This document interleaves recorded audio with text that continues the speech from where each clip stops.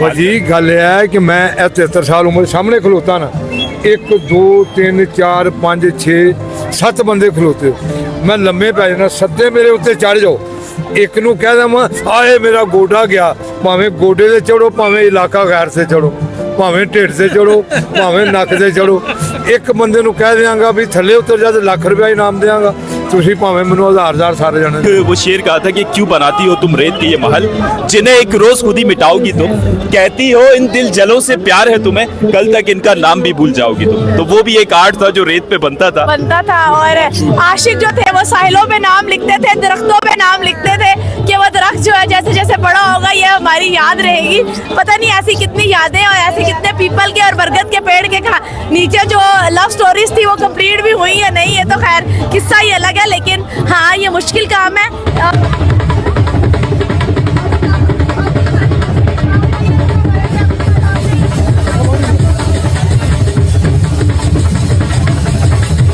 अपने बारे में कुछ बताइएगा। मेरा नाम मलिक मोहम्मद अशरफ आवान है, मैं इस्लामाबाद का ही रहायशी हूँ। बाकी आप ड्रेसिंग की बात करें, ये मेरा अपना शौक़ है, मैंने किसी की नकल नहीं की। ये पूरे पाकिस्तान में, पूरी दुनिया में ऐसी पग आप किसी के सर पे नहीं दिखा सकते। ये मेरा अपना शौक़ है, अपने आप को ज़िंदा रखने के लिए मैंने ये लिबास भी उड़ा हुआ है, अपने आप को ज़िंदा रखने के लिए ये मैं लोक विरसा मेले पे भी आया हूँ। क्या बात है सर। इसके साथ अवान साहब ये बताइएगा कि माशाल्लाह आंखों पे सुरमा भी आपने लगाया हुआ, बहुत खूबसूरत लग रहे हैं। और वो कहते हैं ना कि उम्र जो है हमारी, कि लोग कहते हैं यार अब तो उम्र आपकी उधेड़ हो गई है, अब क्या जीना, अब क्या मरना, मतलब इस तरह की बातें। तो आपको देख के लग रहा है कि उम्र मैटर नहीं करती है, कि इंसान का दिल जिंदा होना चाहिए। मेरी 73 साल उम्र है, मैं तो अभी जवान हूँ। इस पूरे मेले में जो अपने आप को जवान समझता है, मैं नीचे बैठ जाता हूँ, वो मेरी कमर लगा दे। मैं पाकिस्तानी हूँ, फख्र है मुझे। ये मैं तमाम, अगर मेरी आवाज़ बाहर के मुल्कों तक भी जाए, इंडिया तक भी जाए, मोदी तक भी जाए, उनको पता होना चाहिए कि पाकिस्तान के बूढ़ों में भी ये ताकत है। क्या बात है। ये 73 साल के हमारे जो हैं अवान साहब में इतनी ताकत है, तो हमारे जवानों का आलम क्या होगा। जाहिर सी बात है, ये बड़ा पैगाम है। एक सवाल आपसे पूछना चाहूँगा कि ये जो आपने गेटअप बनाया है, आपने कहा कि आपका शौक है और बड़ा सूट करता है आप पे, वैसे आपका ताल्लुक कहाँ से? मतलब मेरा ताल्लुक प्रॉपर फैसलाबाद से है, ना तो बलूचिस्तान से है ना सरहद से है। जिन इलाकों में या सिंध में ऐसे अपना लिबास पहने जाते हैं, लेकिन मैंने नकल फिर भी किसी की नहीं की। मेरा फैसलाबाद से ताल्लुक है। राना सनाउल्लाह साहब का वज़ीर दाखिला आप जानते होंगे, उनका मैं हमसाया भी हूँ, उनका मैं अजीज़ भी हूँ। जबरदस्त। तो फैसलाबाद वाले कहते हैं जिद्दे भी फैसलाबाद की गल आंदी है अवान साहब कि यार फैसलाबाद वाले ते बड़े जिंदा दिल और हसमुख लोग होंदे ने, बड़िया जुगता लांदे ने, तो कोई जुगत हो जाए। भाई ਤੁਹਾਨੂੰ कोई शक है? मेरे ते शक है। मैं कहना कि ਤੁਸੀਂ अपनी ਤੁਹਾਡੇ ਕੋਲ ਗੱਡੀ ਹੈ ਕੋਈ? ਗੱਡੀ ਹੈ। ਗੱਡੀ ਹੈ। ਗੱਡੀ ਦੇ ਦੋ ਪਹੀਏ ਵੀ ਨੇ, ਚਾਰ ਵੀ ਨੇ।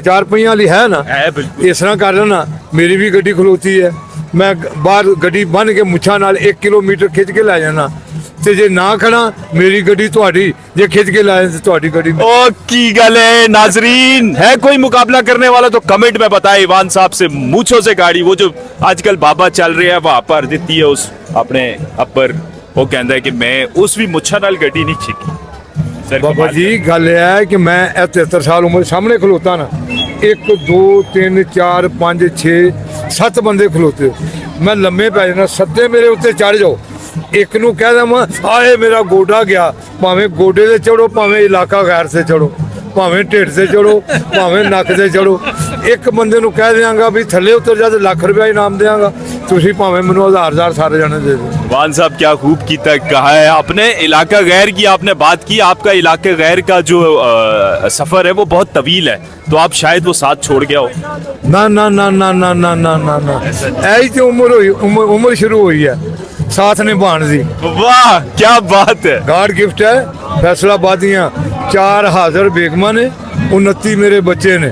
माशाल्लाह माशाल्लाह, जबरदस्त। अच्छा, जो आजकल नौजवानों को बहुत शौक है दूसरी शादी करने का, लेकिन हालात ऐसे- दूसरी शादी करनी चाहिए अगर हालात भी ठीक हो और हालात भी ठीक हो। अगर मतलब अगर हालात भी सही हो और इलाका गैर भी ठीक हो। भाई वही बात है ना, हालात भी ठीक होने चाहिए, हालात भी ठीक होने चाहिए। तो एक छोड़ के, दो छोड़ के, 4 शादियां करें। कुरान पाक के पहले पारे में अगर इंसाफ कर सको तो करो, ये नेकी है, सवाब है, बंदा बुराई से बच जाता है। लेकिन अवान साहब एक बात है, नौजवान हालात भी सही ने, इलाका गैर भी ठीक है, शादी करन लिए जांदा है तो दूजी शादी वासी जेड़ी बंदी है ना, खातूनों कहती है नहीं मैं दूजी तेरी दुल्हन नहीं बनना चाहती, ऐसी औरतों के लिए क्या पैगाम? ये बंदे में पहली बात है, इतनी कशिश होनी चाहिए। अभी मैं लोक विरसा में आया हूँ ना, मैं बड़ा बोल नहीं बोलता, मैं इधर से चाहूँ अभी भी शादी करके निकलो। क्या बात है, क्या बात है। बंदे में क्वालिटी होनी चाहिए, बंदे में गैटस होने चाहिए। बंदे में गैटस होंगे, बच्चियां पीछे पीछे फिरेंगी। अगर बंदे में गैटस नहीं होंगे तो बच्चियां कैसे अपना लिफ्ट कराएंगी भाई? ये बात बिल्कुल आपने सही की है। अवान साहब, आखिरी सवाल ये कि हमारे नौजवान जो दूसरी शादी, तीसरी तो चले दूर की बात, लोगों की पहली शादी भी नहीं हो रही, उसकी वजूहात जो कहने की आती है, कुछ तो जो है वो हालात के मारे हुए में, कुछ वही वाली बात है कि आपकी लेवल नहीं है। तो इस हवाले से क्या कहना चाहेंगे? आपकी क्या राय है कि पहली शादियां भी आप बहुत लेट 30-35 में कर रहे हैं? मैं पीर भी हूँ, सिर पीड़ भी हूँ। जिसको ऐसी तकलीफ हो मेरे से राब्ता करे। जिसकी शादी नहीं होती, नेकी का काम है, मैं इस नेकी में हिस्सा डालूंगा, फौरन करा दूंगा। क्या बात है, वही महबूब आपके कदमों में। वो नहीं जैनवन ऐसा विरद दूंगा, ऐसी दुआ करूंगा। तो पंजाबी कहते जांदियां कम जांदियां फायदा। मैं किसी से नजराने नहीं लेता, मैं किसी से पैसे नहीं लेता।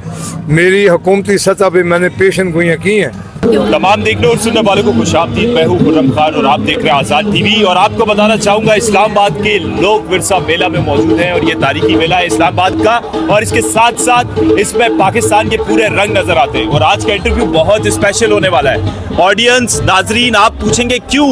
क्योंकि हम आज इंटरव्यू ले रहे हैं रिपोर्टर का जिसने पूरी दुनिया के इंटरव्यूज लिए हैं। तो आज हम उनका इंटरव्यू लेंगे। जी, अपना नाम और कुछ बताइएगा। जी बिल्कुल, मेरा ताल्लुक हम टीवी से है और एक्सपर्टीज जो है वो मेरी कोर्ट रिपोर्टिंग में है। और आज मैं भी इस लोक विरसा मेले को जो है वो एंजॉय करने के लिए निकली थी। काफ़ी हेक्टिक दिन रहता है और दिन के वक्त रिपोर्टिंग यही की और शाम को फैमिली को लेके निकली हूँ। मैंने कहा सकाफत के सारे रंग हैं यहाँ पे, 500 से ज़्यादा दस्तकार हैं और हर आर्टिस्ट जो है वो अपना आर्ट यहाँ लेकर आया हुआ है। जब आप इनकी दस्तकारियों को देखते हैं तो आप इनको एडमायर किए बगैर नहीं रह पाते। जैसे कि अभी मैं जिस स्टॉल के बाहर हम लोग खड़े हैं, वो एक मादूम होता आर्ट है कि वो गंदम की जो फसल है उसकी जो बाकियात बचती हैं, उसके जो स्ट्रॉज हैं उनको कलर करके उससे एक पेंटिंग्स जो है वो तराशते हैं। इसके अलावा मैंने यहाँ पर स्टोन आर्टिस्ट देखे हैं जो कि पत्थर के टुकड़ों से पेंटिंग्स बनाते हैं। इसके अलावा अगर बात की जाए खड्डी का कपड़ा, कदीम आर्ट हमारा, कदीम सकाफत हमारी, जो जिन हमारे मशीनी बच्चों को तो ये बात पता भी नहीं होगी कि पहले वक्तों में लोग हाथ से कपड़ा बुनते थे। कपड़े बनाने वाले यहाँ मौजूद है, खेस बना रही हैं वो। इसके अलावा यहाँ पर जंदरी आर्ट है, ये भी एक कदीम सकाफत है, मुगल दौर से शुरू हुआ था ये। और मुगलों में मुगल जो अपने घर की डेकोरेशन के लिए जो है इस तरह का फर्नीचर जो है वो खुद तराश खराश करवा के बनवाते थे, वो आर्टिस्ट भी हमें यहाँ मौजूद है। बहुत सारे ऐसे आर्टिजन्स यहाँ पर मौजूद है जो कि माधूमियत के पर है। उन्होंने अपनी नेक्स्ट जनरेशन को ये आर्ट नहीं दिया क्योंकि इससे कोई जो है उनकी रोजी रोटी नहीं चलती। जितने भी आर्टिजन्स हैं और आर्टिस्ट से हमारी बात हुई, उनका यही कहना था कि नई जनरेशन इस काम में इंटरेस्ट इसलिए नहीं लेती कि इससे घर नहीं चलता, महंगाई का ज़माना है। तो ये सकाफतें जो है मुझे लगता है कि पाकिस्तान में अगर इनको हुकूमती सतह पर सरपरस्ती ना मिली तो कुछ अरसे में हमने जो ये सकाफतें देखी है वो हमारे बच्चे नहीं देख पाएंगे। बहुत खूब फरा, और मैं व्यूवर्स को बताना चाहता हूँ कि ये इंटरव्यू बहुत इंटरेस्टिंग है कि एक रिपोर्टर का हम इंटरव्यू ले रहे हैं जिसने जो है सुबह शाम जिसका काम है इंटरव्यू लेना। तो आप खुद अभी व्यूज दे रही हैं, कैसा लग रहा है? हाँ, जब आप ऑडियंस में खड़े होते हैं तो पता चलता है कि बेचारे रिपोर्टर्स जो है वो बेचारे शुरा के साथ करते क्या है। बहुत सारे लोग कैमरा शाय होते हैं। हम लोग तो खैर काफ़ी टाइम से फील्ड में रहने की वजह से अब ये कैमरा शाइनेस जो है वो ख़त्म हो चुकी है, लेकिन आम आवाम के लिए आई कॉन्टैक्ट मेंटेन करना भी बहुत मुश्किल है। बहुत खूब, हमारे साथ फरा हम टीवी की सीनियर रिपोर्टर हम न्यूज़ की मौजूद थी। फरा, आपने आर्ट की बात की, आखिर इस शेर के साथ इजाज़त चाहेंगे आपसे। वो दिल जले ने भी एक आर्ट बनाती हो तुम रेत के ये महल, जिन्हें एक रोज खुद ही मिटाओगी तुम, कहती हो इन दिल जलों से प्यार है तुम्हें, कल तक इनका नाम भी भूल जाओगी तुम। तो वो भी एक आर्ट था जो रेत पे बनता था। और आशिक जो थे वो साहिलों पे नाम लिखते थे, दरख्तों पे नाम लिखते थे कि वो दरख्त जो है जैसे जैसे बड़ा होगा ये हमारी याद रहेगी। पता नहीं ऐसी कितनी यादें और ऐसे कितने पीपल के और बरगद के पेड़ के नीचे जो लव स्टोरीज थी वो कंप्लीट भी हुई या नहीं, ये तो खैर किस्सा ही अलग है। लेकिन हाँ, ये मुश्किल काम है। और अगर आप मैं आपके व्यूअर्स को एक चीज़ ज़रूर कहूँगी कि इस बार तो ये लोक विरसा मेला का आखिरी दिन है जब हम मिले, लेकिन आइंदा इस मेले का ज़रूर हिस्सा बने।